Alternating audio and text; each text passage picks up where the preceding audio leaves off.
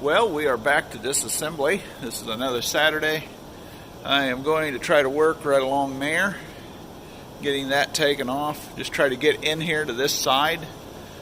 Would like to get the motor, but I just figured we might as well get some stuff out of the way. I don't know where we'll lead into today, but we're going to take some stuff apart. So here we go. Enjoy, and thanks for coming along on the journey. We do appreciate it. Well, we have the sheet metal removed, and it had quite a few bolts in it. So there's that piece gone. Let's see about taking this cross member out with this shaft and the brace for the Variator. We have that ready to come off now. There was a snap ring down here, 4 bolts here. So we now have that off and out of the way. We'll proceed trying to get this bracket off. Then we'll be down to the big pulley on the beater, and maybe we'll even get the Variator removed today. Well, we have that ready to come out. Let's see if it'll come out there. Alright, that's pretty good. Well, there's a lot of shadows today because I'm working on the back side of the light. This was 1 1/8" jam nutted nuts on there. Real encouraging. That's nice and clean yet. That was all nice and sealed. We're going to have to get the big posi lock puller on that.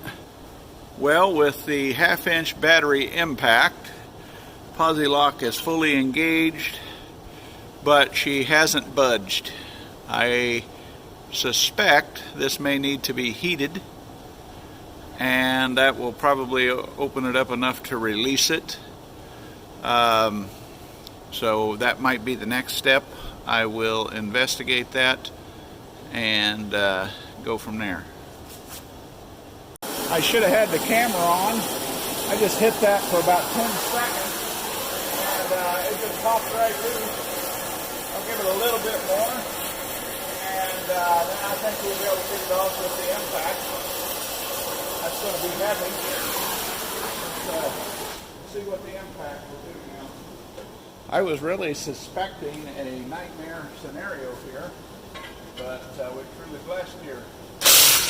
Okay, we're right there. Let me get rid of this puller because I think we can do it by hand. Don't want to drop it. We are right there at the edge.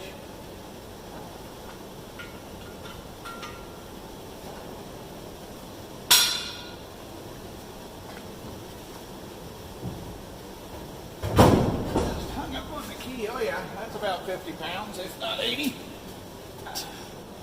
Was truly amazing. Literally 10 seconds with the torch, just enough change, and she just went pop. And so now we are all the way back. We can get to this bearing, get it prepped for removal. I think we need to note the key is pressed fit. Then there's a snap ring here in a groove to keep the pulley from going too far back. That's what you tighten against. And then you seen me last week take off a lock collar. That's a typical lock collar there for the bearing. I finally got that off. That is one heavy duty snap ring. Had to get it up and out of a groove back here. Took 10 minutes. Get it from here and then gently tap it forward. That's what keeps that from going all the way back against the bearing race. So, on to the next. It will fight you all the way. I finally got it off. So now we will clean up that shaft and get it soaking for the pull. And I will show you, probably not in this episode, but I will show you a trick to getting those off that me and William have used, and I'm not saying we invented it, but it does work very well. Gonna get you guys off the tripod. Don't know if you can see it there or not. We have kind of a step, not much. I haven't measured it or anything. See if I can get you to focus. Snap ring goes here. There's a step there for the bearing. So So we only had to get that bearing that far, plus the race that's under it. We'll begin to get this soaking in preparation for that. And we cleaned it with emery cloth. There's no burrs on it. So there we go. We'll get that soaking, and we'll probably move right into getting the Variator off next. I think what I'm going to do now is get this heavy Variator pulley out of here. The first thing to do that is I'm going to have to get this cotter key out so I can move this brake rod, because if you look right here, this cannot slide forward with the brake rod in place of it here. So we'll get rid of the brake rod next. Let me reiterate, we do have this loose. This has to be all the way threaded down, because this bracket that reinforces it does not have, well, maybe it does. No, it does not have a slot. So that has to slide out with it. So that's going to take a little bit of time. Now we are finally ready to move this 15/16 nut right down in there, and on the other side in this compartment there is what had to be undone. You can see now I'm about at the end of my travel. I'm going to lift that off. That's going to be a heavy part.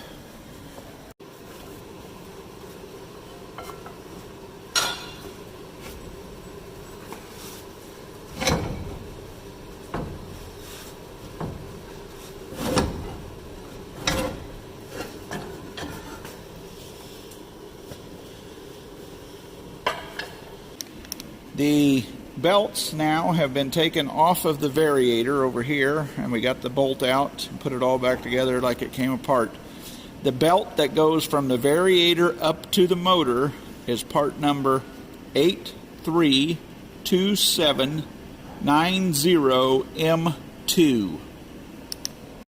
The numbers for the belt that goes from the Variator down to the transmission is an 832789, and then a little bitty number called M3. This could be a newer number.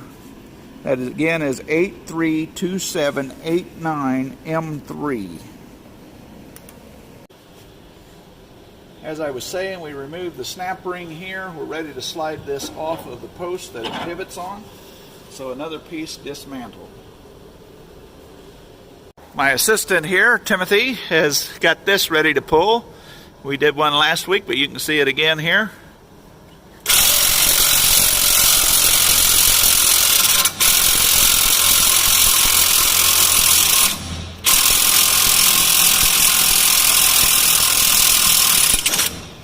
And there we go, another part off. I'm going to talk about this here. This is what is the right angle drive for the tack. There'll be a special device or pin that goes in here, and that goes into there, and then this would have screwed over it, and it goes into here and turns that and creates, if you can see that spinning there, the right angle. It's just like a tack cable on a tractor, and that goes down into there, screws onto it, and goes up to your dash. So that's what came off of here already. I probably needed this. This one actually came off of a 550. They're all about the same. I've interchanged them, and there's no problems.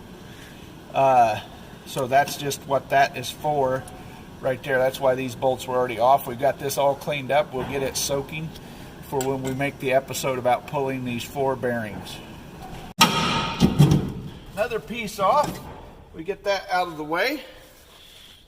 My assistant is going to work on getting these fan blades off and this shaft out. So I'm going to turn Timothy loose on that. He should be able to use the impact and get that done today, and I will work up by the engine in preparation for removal of the engine. This bolt is up under here holding this shaft in. You can see it has a groove in it, and it just pivots in there. For this is your engagement lever. I took it off up here. You can see there where it is. So that's off. And now I'm going to slide it. I'm going to slide it out now.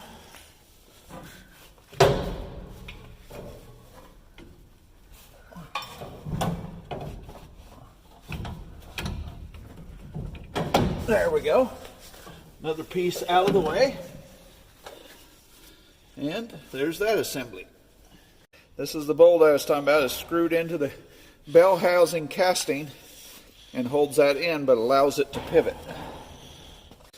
My assistant has successfully got the fan out, kept track of all the bolts, so he's doing great. We are going now to attempt to undo all these bolts along the side, get the top of the beater exposed, and the other side also, because I want to set the motor out on this plate of steel so that it has something to support it, whether we ship it or we work on that later. That is what I want to do, because if I take it loose in there, it's going to be setting on the oil pan. So that is our goal, and we'll see how that happens. We have the leaning tower of power free and ready to come out. We unbolted all along here, and we only had to cut 4 bolts that had rusted so bad back here that their heads were not 1/2 inch anymore. So we're bringing out the whole plate. We've got it coming out from under the dash. I'll bring you around. We're getting it hooked up right here, and we're going to bring out this whole plate of steel so it can sit on it. So it's coming out well, and now we are going to remove it with the forklift.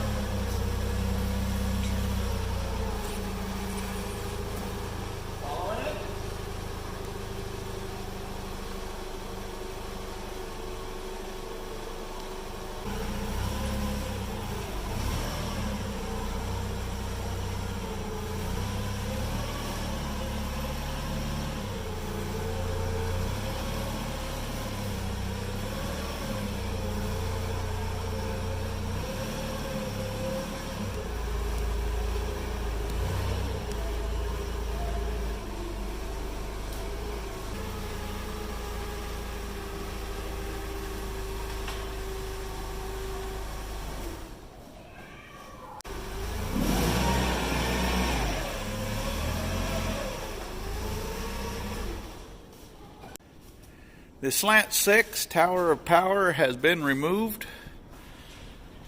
Has engine oil still in it. Came from where the oil pressure gauge is. We are going to get into this, but not today.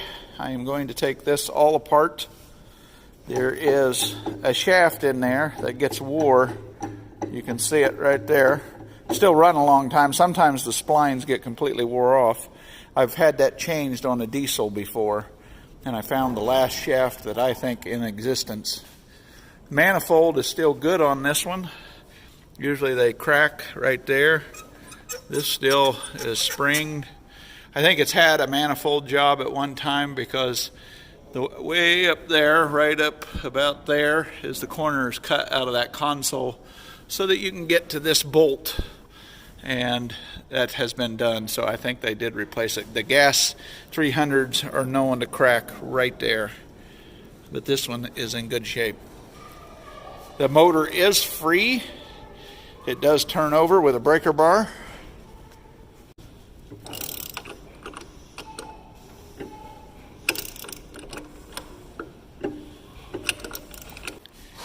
It is now 20 till 4. We started at 10 o'clock. We got some hydraulic lines off. We have a whole pile of mess of parts here. We got a lot farther today than I thought we would. We've only had to cut 4 bolts, which is nice. And it is shrinking down. We could get rid of everything on here in the platform. We'd be down to the main thrashing mechanism, and then it's going to go real fast. We have the unit completely opened up. The cylinder is here. This thing spins awesome. And them original bearings. The unit is opened up to the rear beater. We'll be able to start pulling these bearings. The beater will come out. We'll get the cylinder out. And then if we get rid of that platform and everything up there and the steering column over there, we will be down to the transmission and drive axles on the front of the machine. We also got the fan out today, and we're moving right along through everything. We have the rear thresh back here, the short elevator, the tall elevator, and the cleaning shoe. And this thing will be gone. We will have the shop opened up and on to rebuilding that. Thank you for watching. Like, share, and subscribe. Let us know if you're needing a part. We're going to have plenty of extra parts. When we're all done and we have the 300 rebuilt, we're going to be going through the parts loft and cleaning house and just focusing on the one that we're keeping, which will be that one. Thank you for watching.